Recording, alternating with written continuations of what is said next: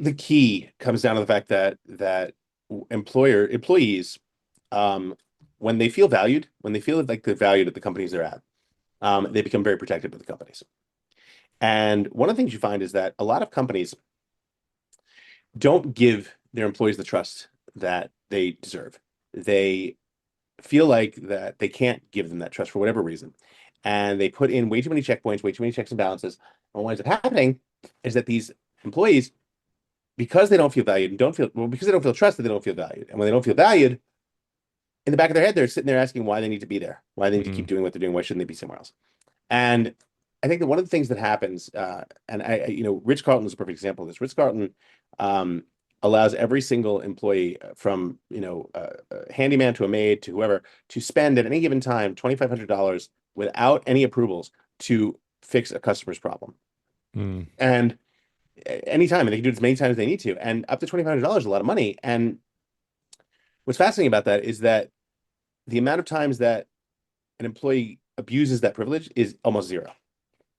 What winds up happening is that they look for ways to do what they need to do for the customer at the lowest cost possible while still pleasing the customer because they believe that they are valued and they want to make a positive contribution to the company. mm. Um, I was at a Ritz-Carlton in Dubai several years ago, and I didn't even realize it, but the toothpaste that I always keep in my suitcase was running low. And I come back to my room after a day of meetings, and there is a note from the housekeeper. Dear Mr. Shankman, we noticed your toothpaste is running low. We went out to the local pharmacy and replaced it with the same brand. No charge, just thought we could help.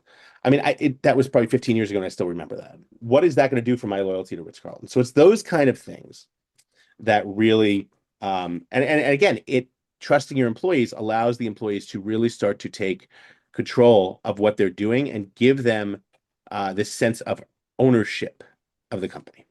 And as Mm. soon as they start doing that, they spend a lot more time really working and focusing on how they can improve their company, not the company they work for. And the greatest thing a CEO can say is, I screwed up. Mm. Um, if a CEO can say I screwed up and own it and really own their issue, right? What winds up happening is they come out as human. They come out as human to their employees. And once their employees see them as human, they want to protect them. They want to step up and help. That the CEO is not sitting up there going, "Well, I sure it was my. I'm not taking responsibility because it's not my fault. I'm the CEO. You have to deal with it." That employee, that CEO who is doing the menial task, who's sweeping the floor, who is uh, saying, "I will help you," all those sort of things. That is a very strong indicator to the employees that everyone is respected to that company.